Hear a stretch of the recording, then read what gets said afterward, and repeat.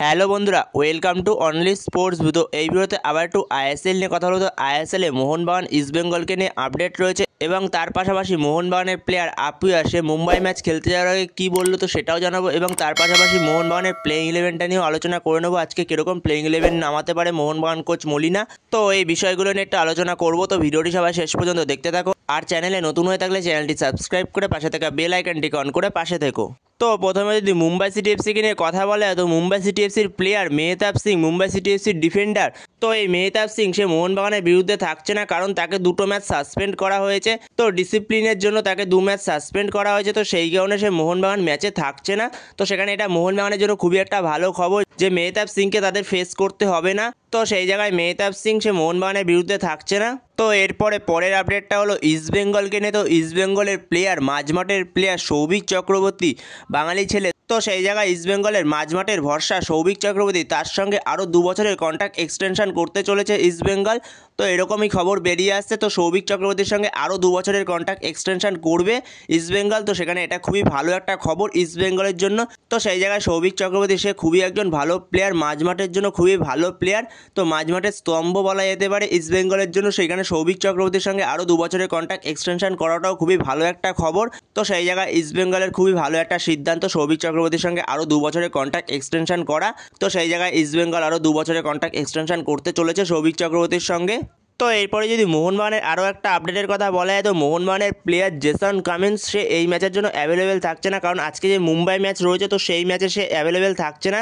তো সেখানে Jason Cummins তার 4টে ইয়েলো কার্ড হয়ে গেছে। তো সেই জায়গায় জেসন কামিন্স তার 3টে ইয়েলো কার্ড ছিল। তো আগের দিন যখন উড়িষ্যা এফসির সঙ্গে ম্যাচে যখন দিমিত্রি পেত্রাদোস গোল করলো, তো সেই সময় সেলিব্রেশনের সময় তখন জেসন কামিন্সকে একটা ইয়েলো কার্ড দেখানো হয়। তো সেই ইয়েলো কার্ডের ফলে জেসন কামিন্সের 4টে ইয়েলো কার্ড হয়ে যায় এবং জেসন কামিন্স 4টে ইয়েলো কার্ডের ফলে জেসন কামিন্স এই ম্যাচটা সাসপেন্ড থাকবে। তো সেখানে জেসন কামিন্সকে এই ম্যাচে পাওয়া যাবে না।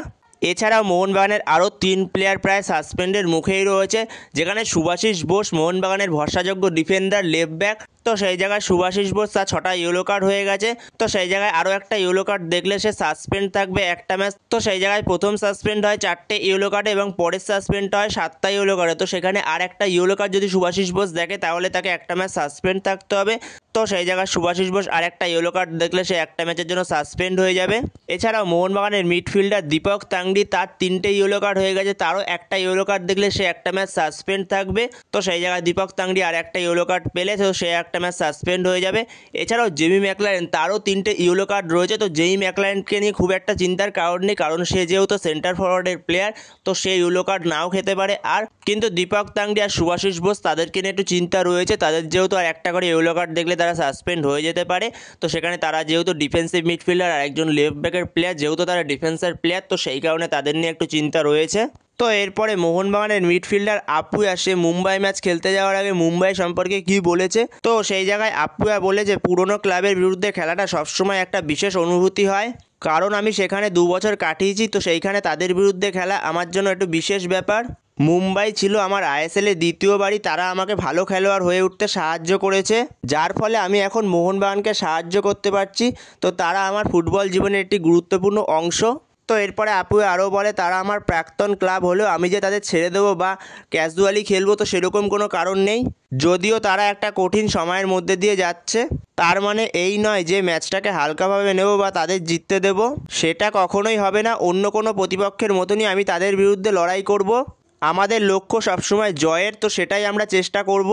তো এরপরে যখন সাংবাদিক আপুয়াকে প্রশ্ন করে আপনি মুম্বাই সিটি এফসি জার্সিতেও লিগ শিল্ড জিতেছেন এবং মোহনবাগানের জার্সিতেও লিগ শিল্ড জিতলেন, তো আপনার কাছে কোনটা বেশি স্পেশাল, তো সেই জায়গায় আপুয়া মুম্বাইয়ের লিগ শিল্ড জয়কেই বেশি এগিয়ে রাখছেন। তো তার ব্যাখ্যা দিয়েও সে বলে সত্যি বলতে মুম্বাই যখন লিগ শিল্ড জিতেছিলাম তখন আমি এএফসি চ্যাম্পিয়ন্স লিগের মূল পর্বে খেলার সুযোগ পেয়েছিলাম, আর এখন এএফসি চ্যাম্পিয়ন্স লিগ 2 স্বীকার করতেই হবে সেই সময়টা আরও বিশেষ ছিল, যখন নেইমারের বিরুদ্ধে খেলার সুযোগ ছিল, একই টুর্নামেন্টে রোনাল্ডোর মতনও খেলোয়াড় ছিল। চ্যাম্পিয়ন্স লিগ 2 অবশ্যই গুরুত্বপূর্ণ, তবে নেইমারের সঙ্গে খেলা, এমন বড় খেলোয়াড়দের সঙ্গে একই প্রতিযোগিতায় থাকা, তো সেটা আরও বেশি অনুভূতি দেয়। তো সেই জায়গায় মুম্বাইয়ের সঙ্গে ম্যাচ খেলতে যাওয়ার আগে প্রি ম্যাচ প্রেস কনফারেন্সে এগুলোই বলে আপুয়া মুম্বাইয়ের সম্পর্কে। তো এরপরে যদি ছোট করে মোহনবাগানের লাইন আপসটা নিয়ে আরও একবার আলোচনা করা যায়, আজকে কীরকম লাইন আপস নিয়ে নামতে পারে মোহনবাগান কোচ মলিনা। তো সেখানে মোহনবাগান কোচ মলিনা সে 4-2-3-1 ফরমেশনে যেতে পারে। তো সেখানে মনে হচ্ছে না গোলকিপার পজিশনটা সে কোনো রকম চেঞ্জ করবে, যে এমন একজন প্লেয়ার ভিশাল কাইত, সে প্রত্যেকটা ম্যাচ খেলেছে মোহনবাগানের হয়ে। কারণ প্রি ম্যাচ প্রেস কনফারেন্সের কথা শুনে যেরকমটা বোঝা গেছে, তো সেইখানে হয়তো ভিশাল কাইতকে চান্স দিতে চলেছে। তো সেই জায়গায় 4 জনের ডিফেন্সের মধ্যে left back Subhasish Bose, right back Dibyendu Biswas, আর 2 জন main centre back Tom Aldred আর আলবার্টো রড্রিগেজ। মনে হয় না ডিফেন্স লাইনটাকে কোনো রকমে ভাঙবে, কারণ এই ডিফেন্স লাইনটা যেরকম খেলছে তো এই ডিফেন্স লাইনটাকে সেমই রাখবে। কারণ ডিফেন্স লাইনটাকে যদি ভাঙে আবার যদি ছন্দপতন হয় তো সেই সময় মলিনার খুবই অসুবিধা হয়ে যাবে। তো সেই কারণে মনে হয় ডিফেন্স লাইনটাকে কোনো রকম পরিবর্তন করবে না, তো ডিফেন্স লাইনে সেমই থাকবে। শুধু হয়তো আশিস রায়ের জায়গায় দিব্যেন্দু বিশ্বাস আসতে চলেছে। আরও একটা কাজ হতে পারে, টম অ্যালেটের জায়গায় দিব্যেন্দু বিশ্বাসকে এনে রাইট ব্যাকটা আশিস রায়কেও খেলাতে পারে। তো সেই জায়গায় একজন বিদেশি সেন্টার ব্যাক নিয়ে যেতে পারে, যেখানে আলবার্টো রড্রিগেজকে নিয়ে যেতে পারে। আর মাঝমাঠে এই ম্যাচে অনিরুদ্ধ থাপার সঙ্গে হয়তো আপুয়া স্টার্ট করতে চলেছে। অনিরুদ্ধ থাপা তো স্টার্ট করবেই এই ম্যাচে, এবং তার সঙ্গে হয়তো আপুয়া স্টার্ট করতে চলেছে মাঝমাঠে আবারও। এছাড়া দুটো উইং থেকে লেফট উইং থেকে আশিক কুনিয়ানকে দিয়ে স্টার্ট করানো উচিত, আর রাইট উইং থেকে সেক্ষেত্রে সালাউদ্দিনকে দিয়ে স্টার্ট করানো উচিত। তো সেই জায়গায় সালাউদ্দিন এই প্লেয়ারটার মধ্যে যথেষ্ট ভালো কোয়ালিটি রয়েছে, কারণ এই মুম্বাই ম্যাচটার খুব একটা গুরুত্ব নেই। তো সেই কারণে এইখানে সালাউদ্দিনকে দিয়ে চান্স দেওয়া উচিত, কারণ সালাউদ্দিনের মধ্যে যথেষ্ট ভালো কোয়ালিটি রয়েছে। যেরকম লেফট উইংয়ে লিস্টান ক্লসের জায়গায় আশিক কুনিয়ানকে চান্স দিচ্ছে, তো সেই কারণে মানবীর সিংকে একটু রেস্ট অপারেট করা উচিত। তো মানবীর সিংয়ের জায়গায় সালাউদ্দিনকে দিয়ে স্টার্ট করাক। এছাড়া নম্বর 10 রোলে অ্যাটাকিং মিডফিল্ডে সেক্ষেত্রে দিমিত্রি পেতাদোসকে দিয়ে স্টার্ট করা। দিমিত্রি পেতাদোস যেহেতু আগের দিন গোল পেয়েছে, তো সে স্টার্ট করলে যদি তার আরেকটু কনফিডেন্সটা বাড়ে, তো সেই জায়গায় অ্যাটাকিং মিডফিল্ডে দিমিত্রি পেতাদোসকে দিয়ে স্টার্ট করাতে পারে। এছাড়া ওপরে নম্বর 9 রোলে সেন্টার ফরওয়ার্ডে তো সেই জায়গায় সুয়েল ভাটকে দিয়ে স্টার্ট করা। তো সেই জায়গায় জেবি ম্যাকলাইনকে একটু রেস্ট অপারেট করুক এই ম্যাচটায়। তো সেই জায়গায় জেবি ম্যাকলাইনকে ফার্স্ট 45 মিনিট রেস্ট অপারেট করুক, তো সেকেন্ড হাফে তাকে নিয়ে আসুক। তো সেই জায়গায় ফার্স্ট হাফটা সুয়েল ভাটকে দিয়ে স্টার্ট করা। তো বন্ধুরা এই ভিডিওতে এই পর্যন্ত। তো এই ভিডিওতে এই আপডেটগুলো নিয়ে আলোচনা করার ছিল। তো ভিডিওটি ভালো লাগলে অবশ্যই লাইক শেয়ার সাবস্ক্রাইব করতে ভুলো না। তো নেক্সট ভিডিওতে দেখা হচ্ছে, ততক্ষণের জন্য বাই বাই।